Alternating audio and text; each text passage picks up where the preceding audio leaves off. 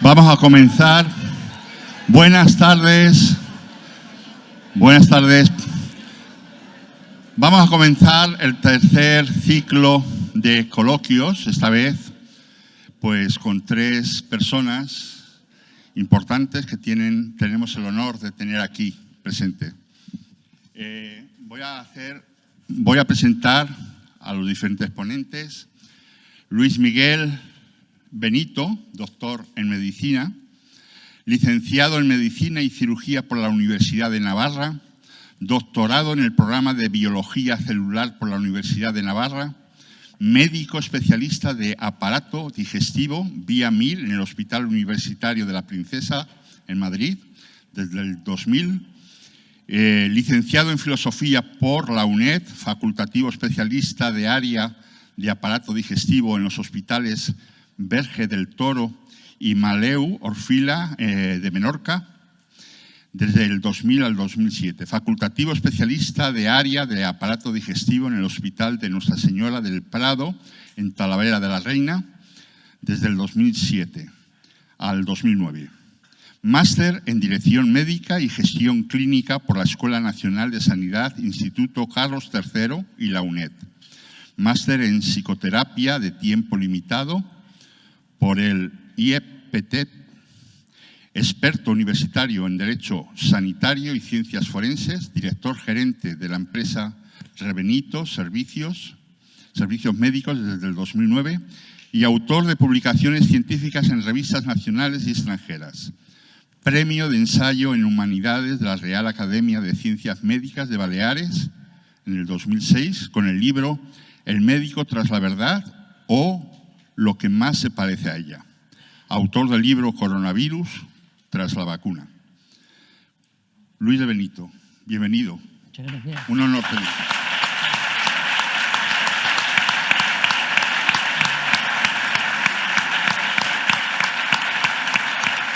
El siguiente ponente, Iñaki Piñuel, doctor en Psicología. Iñaki Piñuel es doctor en Psicología por la Universidad Complutense y ejecutivo por el Instituto de Empresa Psicoterapéutica. Escritor, profesor de universidad e investigador especializado en acoso psicológico y relaciones tóxicas. Está considerado uno de los principales expertos europeos en la investigación y divulgación del mobbing, el bullying y el abuso psicopático en pareja. Es autor de varios bestsellers en temas pioneros en psicología como Amor Cero, Cómo sobrevivir a los amores con psicópatas, en el 2016. Las 5 trampas del amor, por qué fracasan las relaciones y cómo evitarlo, en 2017. Mobbing, cómo sobrevivir al acoso psicológico en el trabajo, en el 2001. Primer libro en español y referencia sobre acoso laboral o liderazgo cero. El premio Everest al mejor ensayo. Trabaja como profesor en la Universidad de Alcalá y es formador y asesor habitual de varios organismos nacionales en materia de acoso y violencia psicológica. Iñaki Piñuel, buenas tardes y es un honor tenerte.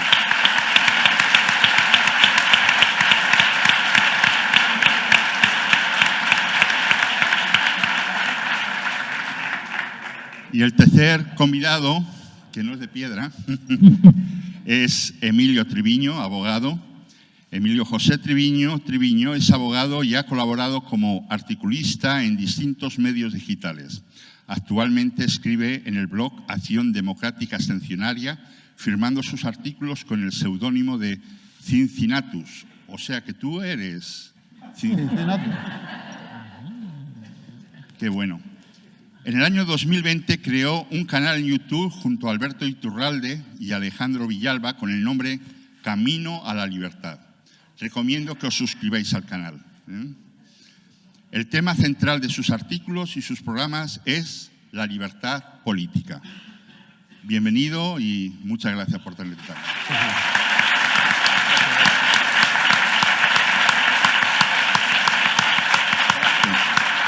Bueno, Se oye bien, se oye bien. Bueno, en primer lugar, permitidme que les dé las gracias tanto a Luis como a Iñaki, porque en la sociedad actual española creo que no es ningún secreto que son referentes morales e intelectuales para afrontar situaciones tan difíciles como la pandemia, por ejemplo, ¿no? Entonces les doy las gracias personalmente ahora y les doy las gracias también a todos los asistentes a este evento que hemos organizado un grupo de personas de Málaga, de la provincia de Málaga. Y os doy las gracias porque este evento está organizado sin ningún sustento de dinero público, ni ninguna institución pública ni privada. Es una iniciativa absolutamente privada, personal, que persigue única y exclusivamente entender la realidad actual de la sociedad española, hacer un análisis crítico, observador, científico, de qué está pasando actualmente y buscar una salida que los organizadores de este acto entendemos que es únicamente política, entendiendo por política aquello que nos vincula a todos como sociedad. Entonces, haciendo un poco de anfitrión en este acto, en esta mesa, con estos dos ilustres compañeros, voy a empezar con una pregunta para vosotros, a ver si podemos poner la primera piedra. Jesús de Nazaret dijo: la verdad os hará libres. ¿Estamos obligados todos en la sociedad española a buscar la verdad? Os pregunto. Bueno, ya sabes, una de las cosas que han leído... Bueno, muchas gracias por invitarme, me ahorro esas cosas para ir al grano y tal. Muchas gracias, hemos estado esta mañana tomando ya un café, las presentaciones están hechas. Lo que no imaginaba que había tanta gente interesada por la verdad y estas cosas aquí en Málaga, tanta gente buena, ¿no? Pues la hay. Todos los de España están aquí metidos. Esperemos que no, esperemos que no. Bueno, no sé. Porque, bueno, quiero decir que me ha sorprendido también vuestro poder de convocatoria, porque, en fin, cuánta gente junta. Bueno, que la verdad os hará libres. Bueno, estas son palabras que, bueno, las dice Jesucristo, ¿no? Claro, yo cuando te he oído contar eso, pues me acordaba del opúsculo ese que me han citado. El médico tras la verdad, y me ponía punto y seguido, o lo que más se parece a ella. Claro, la verdad, en el término científico, se ha convertido en lo que llamamos diferencias estadísticamente significativas. Es decir, a través de los estudios, pues saber si esto puede ser verdad o no es verdad. En un mundo escéptico como el que vivimos, eso es lo más aproximado a la verdad que hay en la ciencia. La gente no cree que exista la verdad como tal, la verdad ontológica. Hace falta un pensamiento un poquito más trascendente para creer que existe la verdad y para pensar que los seres humanos podemos ponernos de acuerdo en la búsqueda de esa verdad y dialogar sobre ello. Si ya partimos de un escepticismo, pues evidentemente no vamos a llegar a ningún acuerdo. Y además, si llegamos, va a ser falso, va a ser más que un acuerdo, va a ser un consenso, que es lo que ahora la sociedad funciona por consenso. El consenso es, bueno, que todos nos pongamos de acuerdo, o la mayoría. Pero si la mayoría está manipulada y tergiversada por los medios de comunicación, la verdad, entre comillas, a la que llegaremos será la que los medios de comunicación nos quieren decir que es verdad. Entonces, es un compromiso. Y es cierto que hasta que uno no se encuentra luchando por la verdad, no percibe la libertad. Claro, el que no la busca no siente que sea esclavo, no siente que le estén coartando la libertad, porque no busca la verdad. Por eso es tan importante, son dos valores que intrínsecamente están unidos a la persona. Fíjate, lo estoy diciendo yo que soy un médico, lo saben más los psicólogos, porque tratan más esa esfera. Y de ahí viene, cuando se niega eso, todos los traumas que se generan en las cabezas y en las conciencias y por qué sufrimos tanto innecesariamente y nos metemos en esos laberintos pasionales. Y gran parte del problema se pasaría, pues eso, apagando la tele, y con eso ya empezar a pensar, ver gente alrededor. ¿Cuánta gente buena hay en Málaga, no? Bueno, a ver qué opina Iñaki de esto, porque yo creo que realmente el tema de la verdad, como ha corrido ríos de tintas con ello, pues yo creo que cuando el ser humano no acepta la verdad, cuando no acepta el compromiso de buscarla, ya se está esclavizando, ya se está enfocando hacia una esclavitud. Y nada, me alegro. Yo he venido principalmente a escuchar, porque de esto sabe Iñaki muchísimo y por eso le llevábamos a la tele.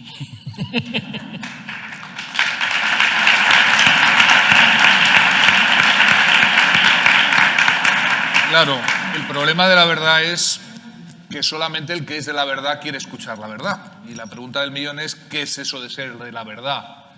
Y quizás los que estáis aquí hoy os habéis aproximado a este foro, a este hotel, porque queréis conocer la verdad o aclararos o huir de ciertos discursos mendaces, oficiales, que siempre tienen, como yo digo, la función de salvaguardar el statu quo que como siempre beneficia a algunos, lo que yo denomino la matrix psicopática, de la que quizás podamos hablar después un ratito, si Emilio nos lo permite.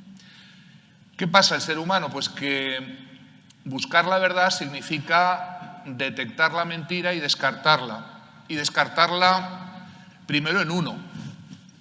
¿Cuántas mentiras aceptamos por complacencia, por comodidad, pero sobre todo por gregarismo? Y hoy también es un buen foro para hablar del gregarismo, de la tendencia mimética de los seres humanos a hacer lo que todos los demás hacen. Hemos vivido quizás el experimento social más avanzado y más terrible que jamás se hizo y más masivo, que ha contado con este mecanismo, el gregarismo, el dónde va Vicente, dónde va la gente, el qué es lo que hago, lo que hace el otro, lo que el otro espera de mí. Mecanismos que ya habían sido descritos por la psicología hace décadas. Experimentos que habían sido realizados y que por lo menos los psicólogos que hemos estudiado en las facultades que todavía no estaban afectadas de las renovaciones en los planes de estudio lamentables que todavía existen, pues hemos aprendido que esos experimentos que fueron realizados hace décadas nos dan una versión muy pesimista de lo que el ser humano es capaz de hacer cuando vive de espaldas a la verdad y sobre todo cuando ciertos conocedores de estos mecanismos psicológicos los utilizan en su beneficio. Y ese conocimiento de los mecanismos psicológicos utilizado en el peor sentido posible, en el sentido más perverso, es quizás lo que llevamos viviendo estos últimos 2-3 años y prepárense lo que vamos a seguir viviendo durante un cierto tiempo. Yo, desde luego, que abrir con el tema de la verdad me parece estupendo, pero no estoy seguro de que todos los que se dicen buscadores de la verdad la quieran encontrar, porque los psicólogos sabemos muy bien que vivir en la mentira puede ser más cómodo, vivir de espaldas a la verdad puede ser mejor a corto plazo y mantener una cierta posición, status quo, y solamente aquellos que se la juegan, aquí tenemos al doctor de Benito, que es uno de los pocos, no voy a decir el único, pero de los muy pocos que se la han jugado en estos últimos años, y aquí está, y esperemos que por mucho tiempo, doctor. Pero ¿cuántos de los que estamos en esta sala estamos dispuestos a emular su ejemplo, a jugárnosla, con tal de vivir aceptando la verdad y, sobre todo, descartando la mentira como mentira? Porque la verdad en sí misma no se puede encontrar tan fácilmente. Hace falta ir descartando la mentira como mentira. Y bueno, vivimos un momento, quizá ahora el doctor de Benito nos aclare más de esto, en el que afortunadamente se van descartando ciertas mentiras masivas que han sido inoculadas no en los cuerpos sino en las mentes de la población y que poco a poco van revelándose como tales, es decir, como mentiras, y por eso va amaneciendo la verdad, no por otra cosa. Y aquí lo dejo.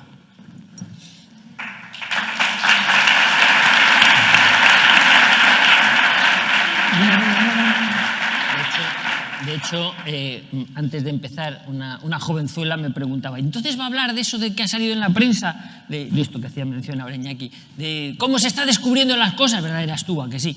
Claro, y me decía, sí, bueno, está en la mente de todos tenéis acceso a los medios de comunicación y más alternativos que los oficiales, y claro, se ha revelado pues lo que ya era Vox Populi, es decir, pues que no se había hecho ningún estudio previo, que no había ninguna necesidad, que los pinchazos no inmunizaban, etcétera, etcétera. Y ahora, a partir de ahora, empezarán, porque no queda otro remedio que empezar a reconocer los efectos secundarios. Y entonces empezará la pregunta, ¿y pues esto todo por qué ha sido? Pues no sabemos.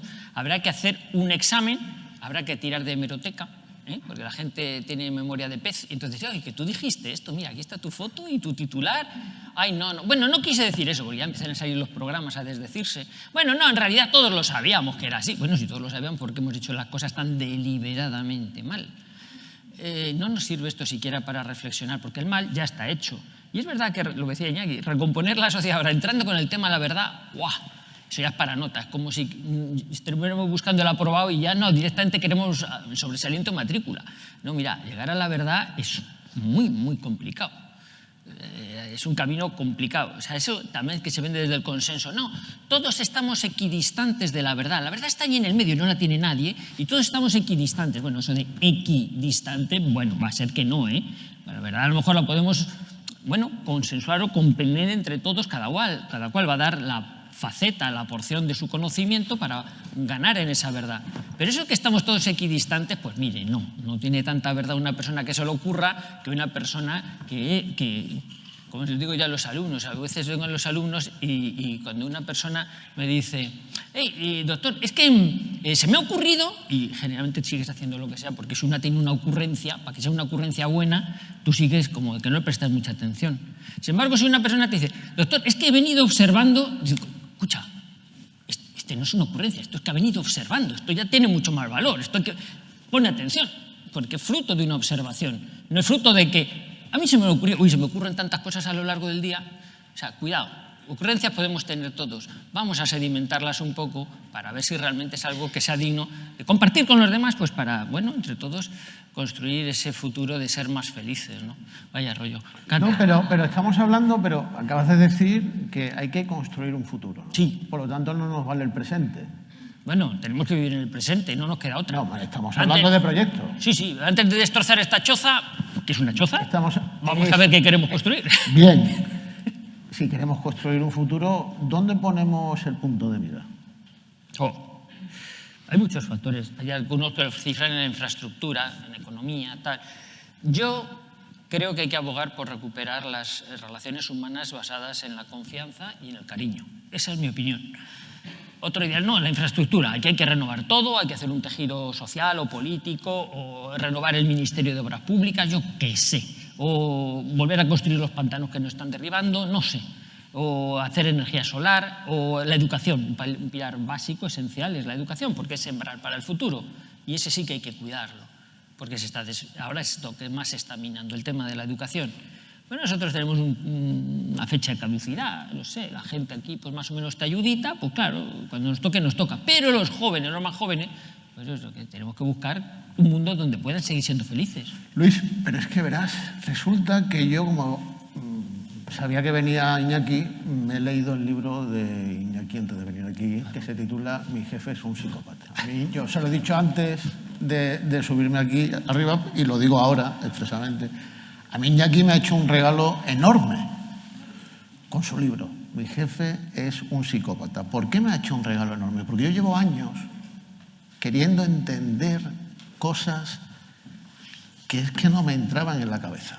Miren, yo en el 2013, yo soy abogado, yo estudié Derecho Constitucional, Derecho Procesal, Derecho Civil, me enseñaron de todo, lo mejor parece ser, me lo enseñaron en la Facultad de Derecho sobre Derecho. Pero eso fue antes de 2013. En 2013, viendo un debate, encuentro a un señor que dice que esto no es una democracia. Claro, ya había pasado la crisis de Lehman Brothers, que a mí ya me empezó a descuadrar aquello, ¿no? Porque yo digo, bueno, miles de personas se están quedando sin casa, las han comprado a un precio un año, 2 años después las tienen que subastar a un 30, un 40, un 50%, judicialmente, ejecutados, endeudados ya de por vida. ¿Pero esto cómo es? ¿El sistema jurídico funciona? Empiezo a cuestionarme, la verdad es la que me han enseñado en la Facultad de Derecho. ¿Cuál es la verdad entonces? Y me dice este señor en 2013, no, es que esto no es una democracia. Y me quedo así, digo, ¿cómo no va a ser una democracia? Pero entonces que estamos ante una mentira gigantesca, porque si esto no es una democracia, ¿qué es? Y no es una democracia esto, después de 5, 6, 7 años que llevo dándole vueltas al tema. Es mentira. La verdad es que esto no es una democracia. Pero retomando la reflexión tuya, leo el libro de Iñaki Piñuel y dice Iñaki, es que vivimos en una sociedad psicopatizante.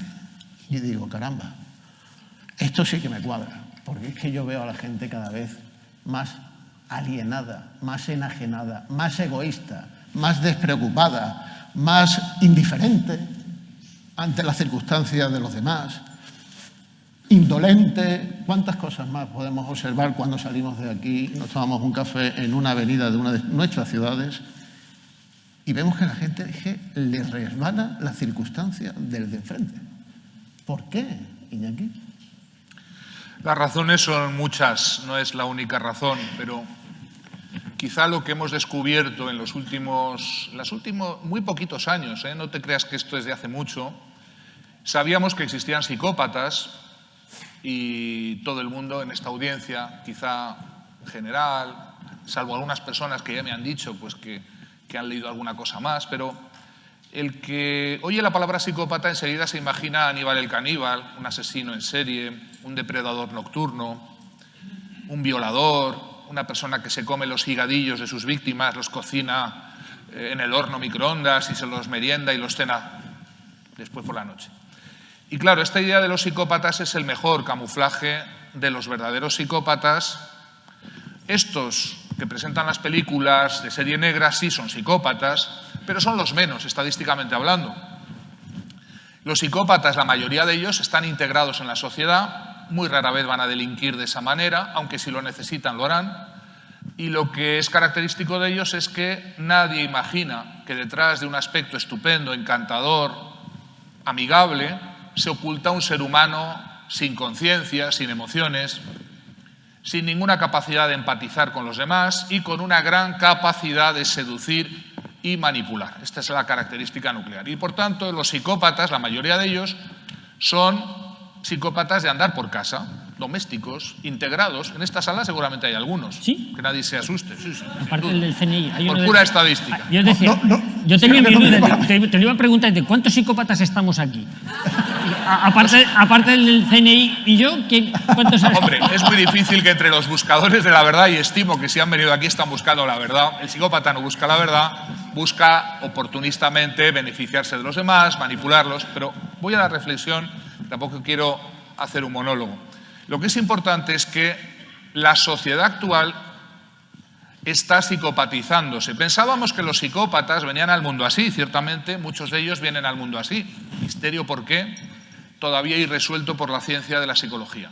Es decir, psicópata se nace, pero también algunos se hacen. Y esto es más inquietante, porque quizá no sabéis que algunos de vosotros, sometidos a ciertas fuerzas situacionales, podéis realizar lo que yo denomino el paso al lado oscuro. Podéis y podemos. Así es. Cualquiera de nosotros.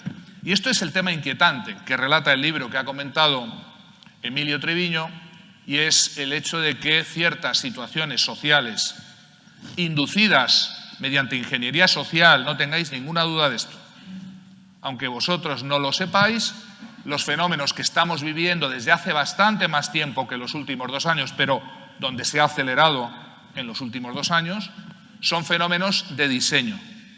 Quienes están detrás saben muy bien lo que hacen. ¿Quién es el psicópata? El que sabe lo que hace. Porque todos podemos hacer el mal. De hecho, hacemos el mal sin darnos cuenta, por inadvertencia, por insensibilidad, porque vamos despistados. El psicópata, la diferencia es que lo hace a sabiendas, sabe perfectamente lo que está haciendo, además le da igual el resultado y además disfruta enormemente haciéndolo. Esta es la novedad que nos aporta el estudio de los psicópatas. Entonces, quitaos de la cabeza la idea de que los psicópatas están por ahí, en las veredas nocturnas, a las afueras de Málaga, esperando caer encima de sus víctimas. El psicópata que conocéis, el que tenéis al lado, el que es vuestro jefe, vuestra pareja, vuestro familiar, vuestro compañero, vuestro representante político, ciertamente sí, es un ser humano encantador, el amigo de todos los niños. ¿Ok? Y esta es la preocupación que pues a mí verdaderamente es lo que me llama la atención, que están entre nosotros y si no los identificamos, y os aseguro que no están identificados, estamos destinados como individuos, particularmente cada uno de nosotros y después como sociedad, a convertirnos en sus víctimas. Y que si no es lo que hemos vivido en los últimos años, estos 2 últimos años, hace algún más tiempo, y seguimos viviendo, sino el fruto podrido del advenimiento de una generación una sociedad cada vez más infestada de estos personajes, pues como la cabra tira al monte, tienden a ciertas profesiones, a ciertas posiciones sociales, por ejemplo, Emilio, a la política. Correcto. ¿Alguien puede dudar que nuestros males políticos, decías que si hay democracia, no hay democracia? Obviamente ese es un debate interesante, pero a mí no me sirve cambiar un sistema político por otro si siguen en el gobierno, en el mando, en las instituciones, las que sean, las que se creen, individuos a los que habría que aplicar periódicamente la ITV psicológica, que yo llevo propugnando muchos años. Pasamos revisiones de vehículos y no les pasamos las revisiones mentales a nuestros políticos, primero para ver por dónde se visten. Sigo a nuestros jueces, magistrados, a las personas que tienen responsabilidades sobre cosas fundamentales, a los profesores, a los médicos, claro que sí, a los abogados. Bueno, eso ya casi he perdido la esperanza, ¿no? Pero, en definitiva, es una sociedad que todavía, os lo aseguro, no hemos tocado fondo de lo que vamos a vivir. Y, por tanto, yo estoy deseando, y he escuchado antes, en la ponencia última es la que he podido llegar, no pude llegar antes, pero soluciones, claro que sí. Pero es que todavía nos hace falta un verdadero... No nos hace falta. Las consecuencias de esto van a significar un verdadero purgatorio, podemos decirlo así, social, que todavía ni hemos empezado, que no hemos ni empezado. No solo hablo de las consecuencias médicas que el doctor De Benito comentará, yo estoy hablando de las consecuencias psicológicas que estamos viendo, ya para empezar en el número de suicidios que está completamente desbocado, no solo en gente mayor, en chavales cada vez más jóvenes, en la desesperación, en el miedo, en la inducción en la sociedad de un problema que llamamos indefensión aprendida, y que lleva a la indiferencia, a que nadie haga nada, a que todo el mundo se resigne. Y bueno, pues cada uno intente en ese síndrome de supervivencia sobrevivir por su cuenta. Todo esto es diseño, ingeniería social. El que no lo vea está ciego. Entonces no se trata de cambiar unos peones por otros, unas piezas por otras. Yo desgraciadamente veo, y ojalá me equivocara, que lo que viene no pinta bonito, no pinta nada bonito. A nivel médico lo dirá el doctor, a nivel psicológico os aseguro se va a pasar muy mal. Y de las ruinas de esta civilización que todavía vemos medio compuesta, entiendo yo que sí, los que sobrevivan en ese post, digamos, vamos a llamar apocalipsis, sí, serán personas que, si han sobrevivido, tendrán las cualidades humanas, psicológicas y espirituales que permitan construir una nueva sociedad. Y sí, esa democracia que tú planteas, ese régimen político de verdad que pueda representarnos, que pueda buscar el bien de verdad, pero eso me parece que estamos muy lejos. Muy lejos. Pero estamos empezando. Ya. Estamos empezando. Yo lamento ser tan pesimista, pero... No, pero si es que no hay nada mejor. Mi maestra, con la que yo me formé, una gran psicóloga, que ya entonces era muy mayor, hace muchos años, repetía una frase que no era de ella, pero que quizá conviene recordar. Ella decía: Dios lo perdona todo, pero la naturaleza no. Las cosas que estamos haciendo, que hemos hecho, las consecuencias de lo que ha pasado, las podemos intentar recuperar, pero los efectos los vamos a vivir, ya los estamos viviendo, y vamos a seguir viviéndolos un tiempo. Es que nos estamos deshumanizando, ¿no, Iñaki? Luis. Bueno, vamos a ver, Iñaki dice que los médicos... Yo creo que, claro, sí, la debacle en el plano, vamos a decir, físico, orgánico, del cuerpo, lo estamos viendo. No solo en las cifras del Euromomo o índices de morbilidad, mortalidad, absentismo laboral, bajas y cosas de estas, ¿no? Pero eso es importante. Y como bien yo me sumo a la visión de Iñaki, es decir, estamos viéndolo ahora, estamos empezando a verlo. No llevamos ni 2 años con las vacunas en adultos y menos de 1 año con las vacunas en los niños. Y esto está dando sus frutos. Pues sus frutos los conoceréis y son negativos. Pero es el comienzo. Pero aún así, aunque estamos viendo un cúmulo de enfermedades que no habíamos visto anteriormente, yo le tiro la pelota porque en el terreno psicológico todavía va a ser más grave. O sea, el cuerpo se deteriora, podremos remontarlo. Pero a lo que se conduce todo esto más negativamente es a la desesperación y al suicidio, o sea, a la anulación, a que el ser humano deje de ser humano, al transhumanismo, al que te importe todo una higa ¿Por qué? Porque dices, esa indiferencia venida, que surge pues, de la indefensión, que surge de tanta bombardeo de noticias negativas, donde te llegan a anular y donde realmente te crees que no vas a poder salir del agujero, y donde además ves que las nuevas generaciones tampoco lo aprenden, y que además las nuevas generaciones, los chavalines, no perciben que les hayan quitado la libertad, porque siempre han vivido ahí. No han comprendido por la libertad que supone que puedas ir donde quieras sin que te pidan un QR o sin que tengas que identificarte o sin que tengas que tener un crédito social, como la mayoría de nosotros hemos podido hasta ahora vivir. Pero ellos están sometidos a ese experimento desde ya y estos van a crecer estabulados, es decir, con una conciencia de pérdida de libertad que para ellos no es tal pérdida de libertad, es inherente a su naturaleza. Les van a ir esclavizando. Por eso, cuando habláis muchos vosotros, el legado que vamos a dejar a nuestros hijos, no, el legado es la libertad, que hay que luchar por ella. Precisamente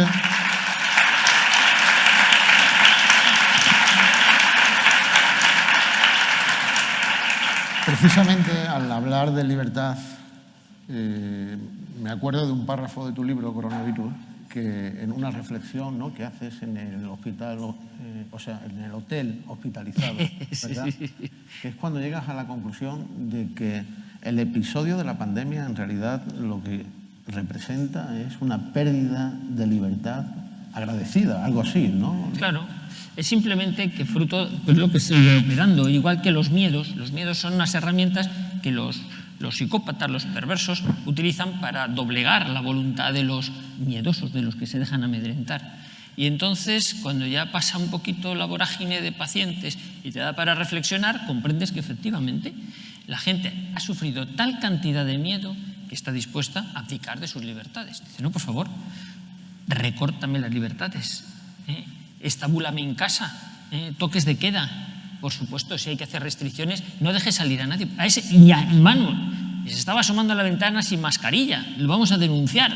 Tal. Y sigue la presión esa porque te sientes con tanto miedo que lo trasladas al resto de la sociedad e intentas que toda la sociedad se contagie. Y si acaso a alguno se le ocurre sacar los pies fuera del tiesto o la nariz fuera de la mascarilla, tiene que ser recriminado. Oiga, usted socialmente está poniendo en riesgo a todos los demás. Entonces fluye, es que si no se pincha usted, está poniendo en riesgo a los demás. ¿Qué nos ha pasado esta semana? Y eso no era cierto, nos enteramos ahora. No, se hace público ahora, pero ya lo sabíamos de antes.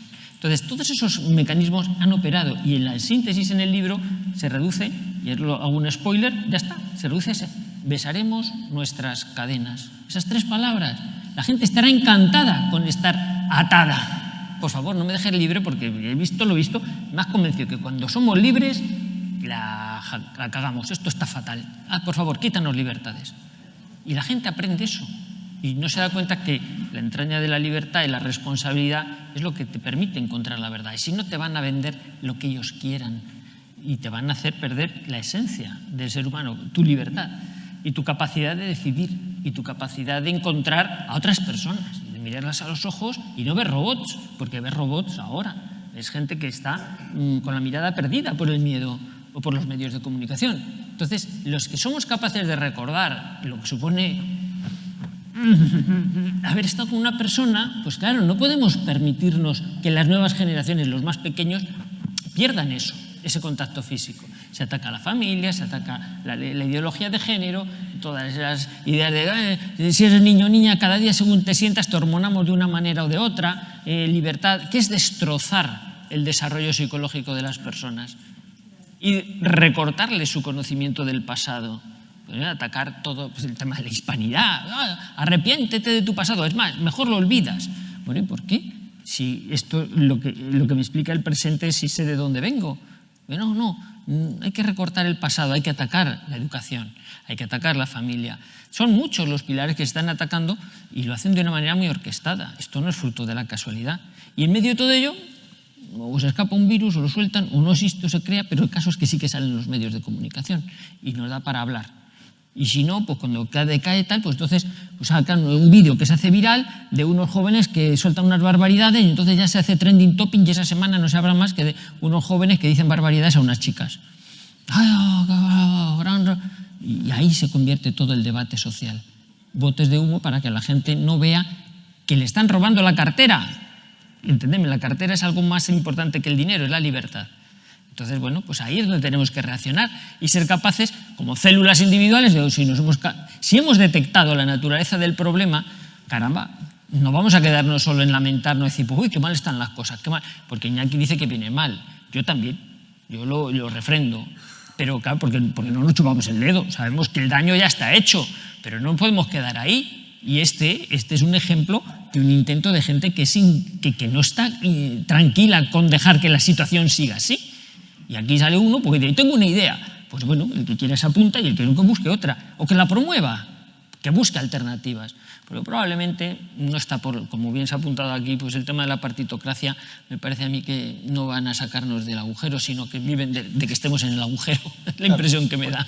Pues tomo la palabra, Luis, porque precisamente al hablar de partitocracia, que es lo que yo vengo estudiando en el pensamiento de García Trevijano, es lo que sé ciertamente que no nos va a sacar del problema. No solo no nos sacará, sino que nos va a llevar con seguridad a una limitación de más libertades. En tu libro, Iñaki, tú citas a un estudioso de la Segunda Guerra Mundial, de la evolución del Partido Nacional Socialista, Gentilini, si no me equivoco. Y Gentilini dice es que los partidos políticos alemanes, dice, se volvieron locos. Bueno, pues fíjate, yo le diría a este investigador que en realidad no se volvieron locos los partidos políticos. Los partidos políticos fueron leales a su naturaleza. La que se volvió loca fue la sociedad alemana. Y fue víctima de los partidos políticos. Y hay un gran aprendizaje, porque claro, nosotros pensamos en la Alemania nazi con todos los últimos 70 años de muchísima propaganda, no hay que olvidarlo, ¿eh? De los vencedores, ¿sí? No hay que olvidar. Los vencedores siempre cuentan la historia de la manera que quieren, por eso son los que vencen, ¿eh? Y claro, yo quiero recordar que la Alemania de los años 20 y 30 era la nación más avanzada del mundo, donde estaban todos los grandes premios Nobel, donde estaban todavía los grandes compositores. Una sociedad súper humanizada y avanzada, cristiana, diríamos, o cristianizada. ¿Cómo se pudo en el espacio de pocos años psicopatizar a la nación alemana? Y ese es el estudio importante. Es el estudio que hace von Gelateli, ¿no? Que es el autor que analizó cómo lo hizo Hitler y el partido nazi, y es muy sencillo, y tiene unas concomitancias con lo que estamos viviendo ahora. Y es la aplicación gradual de una serie de técnicas de inoculación, de medidas liberticidas, miedos, síndromes de supervivencia, administración psicopática, claro que sí, del mecanismo del chivo expiatorio por el cual se fue presentando a la sociedad a ciertos colectivos como chivos expiatorios, no solo los judíos, también, por supuesto.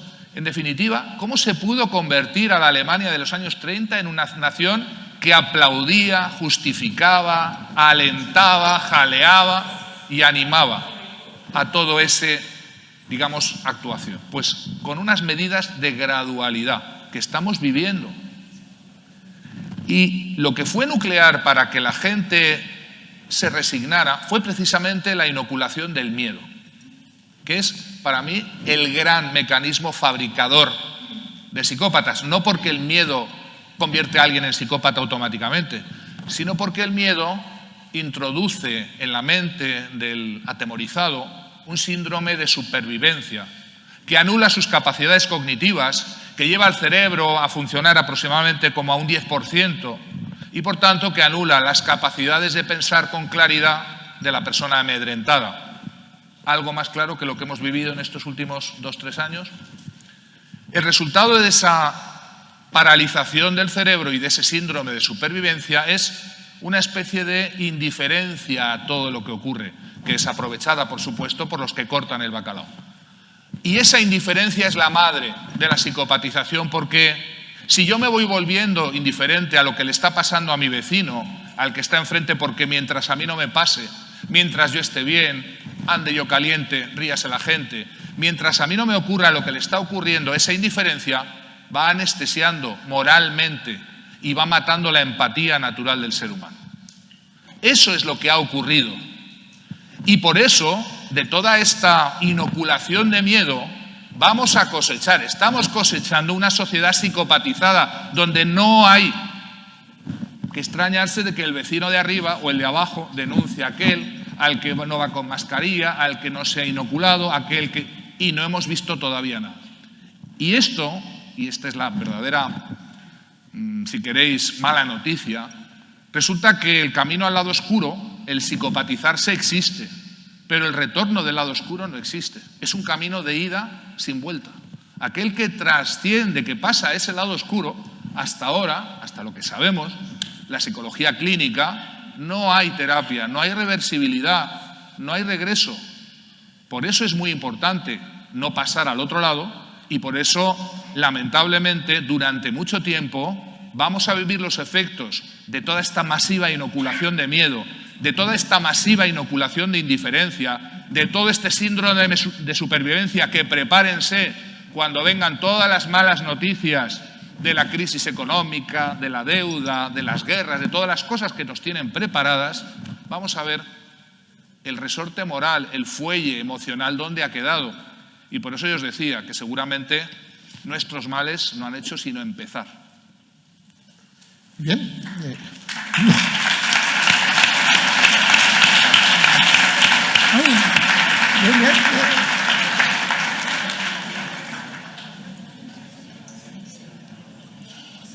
Tenemos una situación... Las actas del Senado, rumores en la sala. Ante esta situación, donde la partitocracia lo que mantiene es un poder político, no tenemos el deber de enfrentarnos a esta dinámica suicida del sistema de gobierno que tenemos. No tenemos la obligación moral, todos, de denunciar esta depresión generalizada, este pesimismo que podemos respirar incluso aquí. No hay necesidad de hablar alto y de buscar la salida, como han hecho los compañeros de las otras ponencias, y señalar a la sociedad que la única salida es la verdad y la libertad, por muy compleja y metafísica que pueda ser desde el punto de vista ontológico. Lo que es evidente es que si esto no es una democracia, habrá que denunciarlo, ¿no?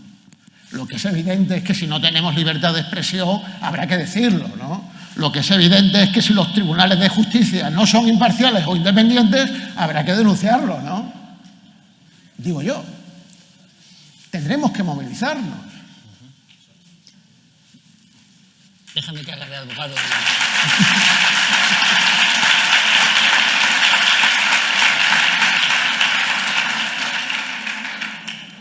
El reconocimiento del problema es el primer paso. Entonces, sí, la situación, como hemos dicho, es negativa, ¿vale? Se va a empeorar todavía más, ¿eh? ¿Eso me hace a mí sentirme personalmente pesimista? No. Como ha dicho Iñaki, es un paso necesario para llegar a lo siguiente. ¿Por qué? Porque el daño no lo hemos causado nosotros, nos ha venido infringido, la bomba se ha soltado y los daños van a estar ahí. El primer paso para vivir con menos angustia lo que nos espera es aceptar que nos viene una cosa mala. Hemos pecado, Señor, pues misericordia, ya está. Pero a continuación tendremos que decir, bueno, ¿y cómo podemos hacer? Yo hago de abogado del diablo, que a ti, como te gusta mucho decir que las instituciones y estas cosas, y que tal, que hay que luchar contra eso. Claro, el problema está en dos actitudes. La que decía Mecano en su canción, ¿no? Cuando se es peón, la única salida es la revolución. O bien decir, bueno, pues dar la espalda a lo que hay montado. Porque es que lo que hay montado es muy gordo. O sea, de la corrupción moral, ética de la sociedad vive mucha gente. Eso no podemos perderlo de vista. O sea, no somos probablemente mayoría. No somos mayoría en cuanto al número. ¿Qué pasa? Que como se ha hipertrofiado el concepto de democracia, dicen, no, lo que diga la mayoría es lo que vale, es lo democrático. Claro, con mucho cinismo la gente te dice, pues si ves una situación irregular, denuncia. Si los jueces los tengo comprados, tú denuncia, no te quedes con las ganas. Y lo dicen con cinismo. ¿Por qué? Porque saben lo que se va a seguir. Si vas al colegio médico y dices, oye, que sois unos sinvergüenzas. Bueno, pues ir a la comisión de deontología, y la comisión de deontología, que son sinvergüenzas. Entonces, claro, ¿qué me vas a decir? ¿Ante quién clamas? Y simplemente lo que dice, pues que conste en acta, que os llamo sinvergüenzas. Y quizá en el futuro, algún día, se reconocerá. O no, pero por lo menos queda dicho. La convicción de que hay que entrar, de alguna manera, a hacer algo políticamente, desde el punto de vista médico, esta mañana lo he dicho en el Colegio de Médicos, viene desde la percepción como médico de que las decisiones políticas han contribuido muy negativamente a la salud del planeta, y en concreto de España, porque es lo que conozco, vamos. Entonces, ha contribuido muy negativamente. Entonces, si tienes un adarme de ética, de deontología médica, y te dedicas al mundo de la sanidad, no puedes no protestar por ello.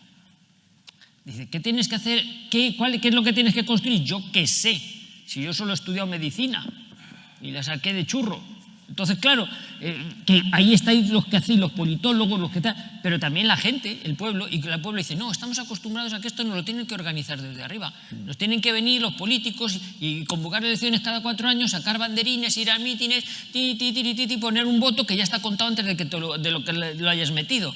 Pero bueno, y vivimos con eso perpetuando el engaño. ¿Qué alternativa tienes frente a eso? Pues bueno, te queda derecho a la rabia y el pataleo. Dices, bueno, la cosa está muy mal. Y dentro de todo eso percibes que a lo mejor la catástrofe que se avecina es que es necesaria. Porque las hojas caídas se tienen que caer. Las hojas secas del árbol se tienen que caer. Y no queda más remedio. Y a lo mejor, por eso digo, pasa por asumirlo. Y a lo mejor con lo que quede, ¿qué pasa? Que no sabemos muy bien qué es lo que queda. Hay algunos que claramente pues, están muy perdidos. A mí me ha sorprendido oírle a Iñaki, pero es el que sabe, que cuando te vas al lado oscuro de la fuerza ya no puedes volver. Yo creía que esto pasaba en el infierno. Pero bueno, no sé, pensaba yo, pero vamos, que a lo mejor... Yo es que un poco peco de excesivamente optimista. O sea, yo con los pacientes no doy a nadie por perdido, lo sigo, lo persigo, tal, hasta que le hago la autopsia 3 veces, no estoy convencido de que está muerto, ¿no? En fin, yo lucho, pero a lo mejor, porque intenta rescatarlo. Bueno, pues a lo mejor dice, mira, es que no pierdas el tiempo. Estamos yendo a una medicina de catástrofe. Y una de las cosas, por ejemplo, que a la gente le sorprende es una medicina de catástrofe, que es uno de los múltiples vídeos que nos mostraron por ahí, que es sedaciones terminales, patatín, patatán. Mira, cuando no puedes atender a mucha gente, un ejemplo práctico, ¿no? Que nunca se da, afortunadamente, ¿no? Que llegas a un escenario donde se acaba de estrellar un avión, ¿verdad? Y entonces, cadáver, hubo cuerpos ahí echando humo, tal. ¿Y tú qué haces? ¿Tú qué haces? ¿A quién atiendes? Hay mucha gente por ahí. Dicen, no vayas al que no se mueva. Al que le oiga decir, ay, ay, ay, lo que sea, a ese. No puedes ir a otro, porque si no se mueve, probablemente, o está muerto, a lo mejor está inconsciente, pero no le puedes ayudar. Tú al que le oigas y se mueva, a ese. ¿Por qué no te puedes dedicar a todos? Tienes que rentabilizar. Aquí lo que tenéis que ver a vuestro alrededor, ¿quién, aparte de oler, pues es resucitable? Claro, ¿me entendéis, no? Y intentar rescatarle. A lo mejor nos ha pasado todavía al lado oscuro de la fuerza. Y entonces todavía se puede rescatar. Pero que no os empecinéis demasiado, porque mucha gente ha elegido su destino y no tiene una posibilidad de volver. Lo único que os queda es quererlo. Totalmente de acuerdo, Luis, porque, verás, yo le agradezco a Iñaki el libro porque yo durante años he tenido muchas conversaciones con profesores universitarios, personas formadas, y le explicaba, mira, es que esto no es una democracia porque no hay separación de poderes, no hay representación política, por lo tanto cada voto que se mete en la urna no tiene una relación directa con la decisión legislativa que se va a tomar. Y además la decisión legislativa no la va a tomar el legislador, la toma el partido político que ha puesto al legislador allí en unas listas, que además es el mismo legislador que va a obedecer al Poder Ejecutivo, porque es que es el mismo partido el que va a poner al Poder Ejecutivo a ejecutar las leyes que él dice que tiene que hacer el legislador. Y después de un buen rato de explicación, lógica, argumentada, me da la razón. Y a los 3 días vuelvo a ver en él que vuelve a decir que es que esta democracia no es perfecta. Tal. Y digo, bueno, ¿cómo es posible que hace 3 días este hombre me estaba reconociendo que esto no era una democracia por lo evidente de su mecanismo? Y a los 3 días pasados vuelve a hacer la ficción de que está viviendo en una democracia. ¿Qué mecanismo psicológico tenemos aquí dentro para ser indiferentes a la realidad. Ay. Yo me parece que os voy a hundir la audiencia porque, a ver, el poder es el concepto clave. Papá, ¿qué es la democracia? Mira, niño, tú votas a unos señores para que luego durante 4 años hagan lo que les dé la gana. Papá, y después pues votas a otros para que durante 4 años hagan también lo que les dé la gana. Si eso es la democracia, obviamente estoy haciendo una parodia. ¿Cuál es el problema? ¿Son estos? ¿Son aquellos? ¿Por qué pasa lo que pasa con este, con el otro, con la oposición, con la nueva oposición, con la oposición a la oposición que venga? ¿Cuál es el mecanismo universal? El poder. El poder produce la psicopatización de aquel que lo ostenta. Y yo sé que aquí hay gente muy bien intencionada como tú, como Alberto, como los que habéis estado aquí, que queréis cambiar las cosas, lo mismo que el doctor y yo. Pero el poder es como la nitroglicerina. Hay que manejarlo con mucho cuidado porque tú no detentas el poder. El poder te detenta a ti. Y el mayor mecanismo, este libro que tú has promocionado, unos minutos para la publicidad. Es recomendable, es que hay que recomendar el libro. Su tema no es mi jefe es un psicópata, claro que hablamos de jefes psicópatas, del mobbing, de muchas cosas. Lo que importa es el subtítulo. Sí. Cómo el poder transforma a las personas normales en psicópatas. Es decir, cómo se pasa al lado oscuro. Y está por hacerse una pedagogía del poder en todas las escuelas de negocio. Yo soy profesor de una universidad pública de hace casi 30 años. He sido profesor de varias escuelas de negocios. Llevo dando cursos a directivos de liderazgo desde que Franco era corneta. Y en todos los lugares que se habla de liderazgo, se identifica el liderazgo con el poder, sin explicar a los directivos el famoso peligro de descarrilamiento directivo, que es que la mayoría de los directivos, ¿qué les pasa con el tiempo? Si quieres conocer a Juanito, dale un carguito. No el gran poder psicopatizado de Antonio y compañía, y del que venga después, sino el pequeño poder que tiene el señor Antonio, que abre la barrera del aparcamiento y que dice, yo dejo pasar al que yo quiero. Ese señor ya se está psicopatizando en su escala. El pequeño poder que tiene de dejar pasar a uno o no, le está transformando interiormente. Eso es el paso al lado oscuro. No hace falta ser el presidente del gobierno o el archipámpano de las Indias. Y esa pedagogía del poder no se está haciendo. Se sigue pensando que cuando lleguemos los nuestros al poder, seremos gloriosos, cambiaremos las cosas. ¿Y cuál es la experiencia? Que cuando alguien llega al poder, el poder lo abduce y lo transforma en un neopsicópata. Entonces, por eso te he dicho que os iba a arruinar el optimismo. No quiero decir que no haya nada que hacer, no estoy de acuerdo con que no hay nada que hacer, yo estoy en la línea del doctor de ser positivo. Pero si no pensamos que cualquiera que adquiere el poder se va a transformar más tarde o temprano, estamos viviendo en la mentira. ¿No habíamos empezado hablando de la verdad? Correcto. El que sigue pensando que los míos van a ser buenos y no van a caer en los errores de los otros, sigue haciéndose masturbaciones mentales animadas de ayer y hoy. Y ese es el problema. Yo no quiero cambiar a unos para que vengan otros. Llevamos haciendo esto toda la vida. ¿Y el resultado cuál es? Una catástrofe. Totalmente. Entonces, el poder hay que limitarlo. Separarlo. Por eso separarlo y limitarlo. Que es eso de que un señor entra en política con 18 años y se jubila a los 70 habiendo pasado por todo. No es posible más que se haya convertido en un psicópata. Natural. Entonces, ya termino, Emilio. Simplemente que la pregunta del millón no es si estamos en una democracia o no, que claro que no lo estamos, obviamente, votar para que luego pase lo que está pasando, pues es que, ¿qué pasa? Pues que la gente se desafecta del voto. Muy bien. Miedo de los políticos, angustia, cuidado que si esto va por aquí vamos a perder la legitimidad. El problema es cómo colocamos con inteligencia medidas, que para eso tenemos esa capacidad, para limitar los efectos que, os lo aseguro, son esperabilísimos. No en los malos, sabéis que siempre los malos están ahí, son otros. Es que nosotros nos podemos convertir en ellos a nada que ostentemos el poder. Eso no se cuenta, no se explica. Y a no ser que, fíjate lo que voy a decir, tengamos como responsables políticos a gente que hayan renunciado al poder, pues lo inevitable es que se vayan aclimatando, se vayan instalando Y al final tengamos otros que les hacen santos. Antes decía, creo que Alberto, ¿verdad? Que es que, o Guillermo, no sé. Es que el que viene detrás le hace santo al anterior, pensando que no puede ocurrir nada peor que lo que nos ha ocurrido. Os lo aseguro, claro que sí, naturalmente. Los que vienen van a hacer santos a los anteriores. No es por casualidad, es porque es el poder. Y entonces, la pedagogía del poder está todavía por realizarse. Una pedagogía que se explique que el poder es peligrosísimo para el que los ostenta y para los que creen que esta vez sí, que los nuestros que van a venir van a cambiar las cosas. Por eso, o hacemos otra historia o no. El nominalismo, ¿estamos en una democracia o no es democracia, o es cuasi democracia, o llamémosle Paquita o Pepita?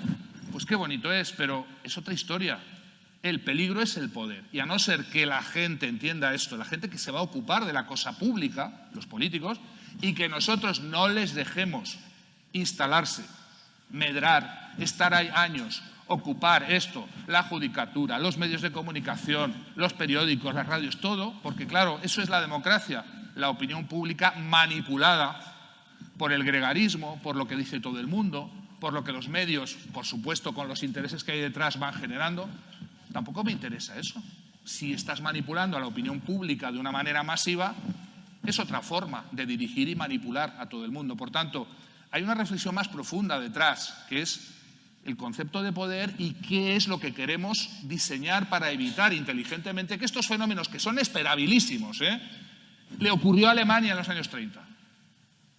Y nos va a ocurrir, nos está ocurriendo como sociedad. Es que no podemos imaginar a lo que vamos a llegar. Entonces, es otra reflexión, yo creo que es de otro tipo. Y, por supuesto, que yo soy posibilista, que yo creo que hay que cambiar las cosas. Pero, amigo, no se puede, decía yo, tú has empezado con una cita bíblica, ¿no? La verdad os hará libres.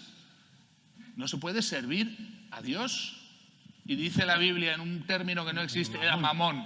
¿Qué es el mamón? La mezcla de poder, notoriedad, dinero, fama y todo lo que es estar en la pomada. Resultado, ese es el paso al lado oscuro, para mí por lo menos. O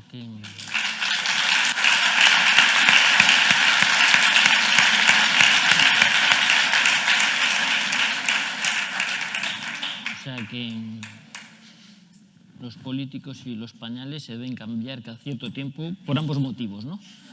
Por el mismo motivo, ¿no? Es lo que decían, ¿no? Los pañales y los políticos hay que recambiarlos con cierto tiempo. Bueno, el problema del poder, que es que para analizar, va en la condición humana, en todos los seres humanos. A veces uno, simplificando, dice, bueno, el poder hay que dárselo al que no lo quiera tener. Es como, nadie quiere ser presidente de la comunidad de vecinos, ¿verdad? A que le toca, ay, no, por Dios, no, no quiero, a ver si pasa pronto, tal. Nadie quiere ser presidente de la comunidad de vecinos, ¿sabe que es un marrón? Ya me toca. Es un cargo, en la auténtica democracia original griega, también una cosa que le caía al que menos se lo pensaba. Dice, pues es que no quiero mandar, te toca, te aguantas, joder. ¿Qué pasa? Que ahora hay un rédito, un mamoneo, como apuntaba ahí, y efectivamente, ¿quién se ha agregado más a la política? Los más inútiles.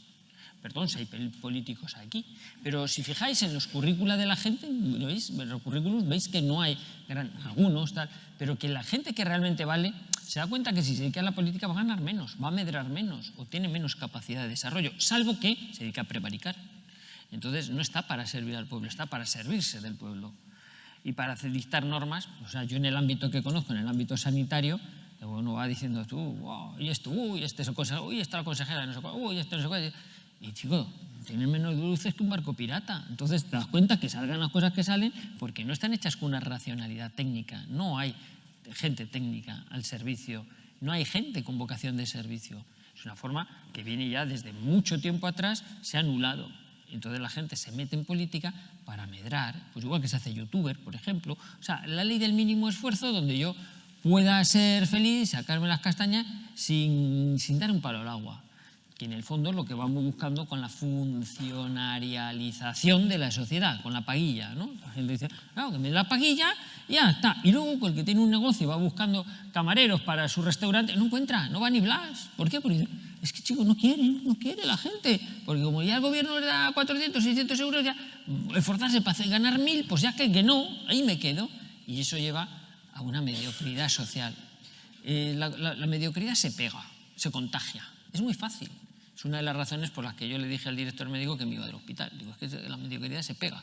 Tío, es que si no, quieres trabajar a un ritmo, pero no te dejan, porque no puedes, porque socialmente está mal visto que trabajes a un ritmo diferente. Parece que solamente el hecho de trabajar al ritmo que tú crees que se deben hacer las cosas es un insulto para la inoperancia de otros que a lo mejor no quieren hacer tanto, porque, como dicen por ahí, me engañarán con el sueldo, pero no con el trabajo. El sueldo me pondrán el que quieran, me lo irán bajando y cuanto más me lo bajen, menos voy a trabajar yo. Esto es el país del Lazarillo de Tormes. Y esa falta de conciencia social, de falta de ética en todas las profesiones, no hablo solo del ámbito médico, que aquí pues cada cual en su terreno podrá extrapolarlo a su terreno, pues ha imperado en la sociedad y es desde mi punto de vista ese deterioro moral el que, ¿por qué va a ser distinto esto en la abogacía o en la política o en el periodismo? Se contagia todo de la misma mediocridad. Entonces parece que cuando hablamos de ética, de deontología, parece que solo atañe a los médicos. Los médicos no han actuado deontológicamente. Bueno, ¿y quién ha actuado? Los cuerpos y fuerzas de seguridad del Estado. Vamos a decir que todos los policías y todos los guardias civiles, pues aquí hay policías y guardias civiles que se han portado muy bien. ¿Por qué? Porque tienen conciencia ética de su profesión. La mañana también ahí, en el colegio médico, una señora, es que los médicos, ya estamos con las generalizaciones. ¿No habéis hablado? Digo, bueno, pues yo no me he callado. Usted dice, no hables en general. Sí, la inmensa mayoría, el colectivo social, sí, pero individualiza. Hay que recuperar el trato personal, hay que recuperar a las personas y hay que identificar quiénes son los que verdaderamente han llevado esto a la ruina, al deterioro. Y desde luego, hombre, no darles el apoyo, si no culpes al mar de tu segundo naufragio, o sea, no sigas apoyando lo que te ha defraudado, sino el tonto, el cómplice eres tú.